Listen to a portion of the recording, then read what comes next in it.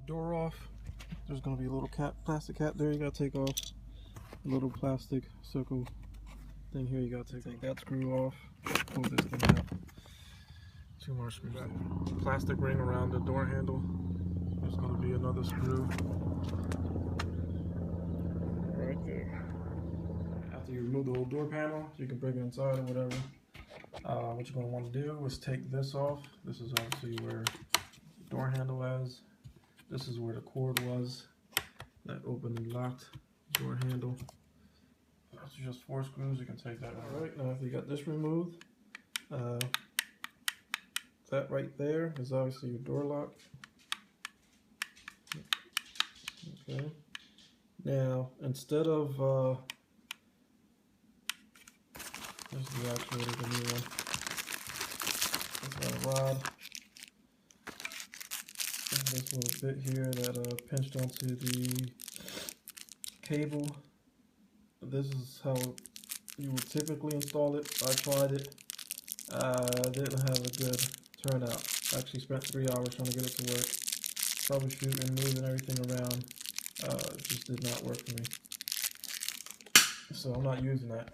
What I want to do now, and I already did on the driver's side, just the passenger side, is drill an 1/8 inch hole right there so I could put the rod to the actuator right on that.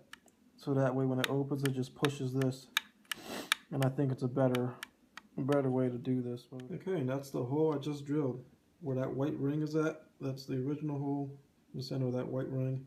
On the outside of that white ring is an 1/8 inch hole that I just put there.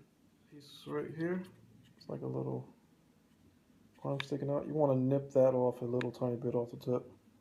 It's just going to make it a little bit easier to put that cable end in. So just nip it off a little bit with a pair of snips. And then the rod that comes with it. It comes straight on this end. You just want to get a pair of pliers and bend it the same direction that it came with the bend already. So just get a pair of pliers and just bend that straight up. Okay, now after you got the hole drilled, the rod bent, you want to feed the rod through your actuator with the side that has a little thing blocked off so it doesn't go through the hole. You want that on the actuator end.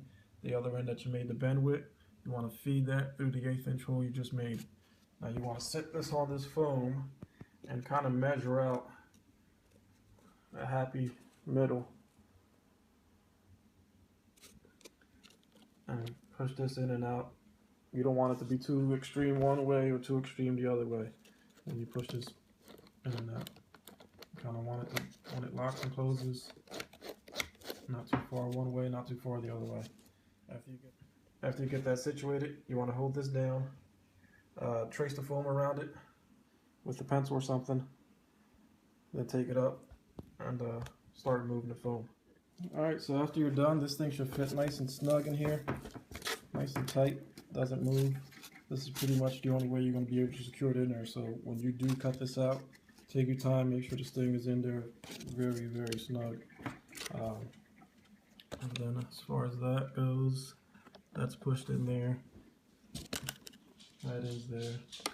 So it just goes up and down. Boom, boom, you're gonna have to remove the speaker to get to the wire harness. When you get to the wire harness, you're gonna need to use the purple and the green with the yellow stripe.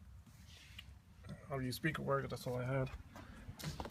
When you run to the back of the actuator, the purple is with the bluish wire on the actuator is going to be a green wire, and then the purple is going to be on the green.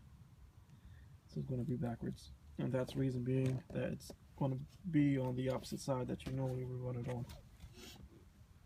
If it's backwards, if it's locking when you're pushing the open button, then just switch the wires.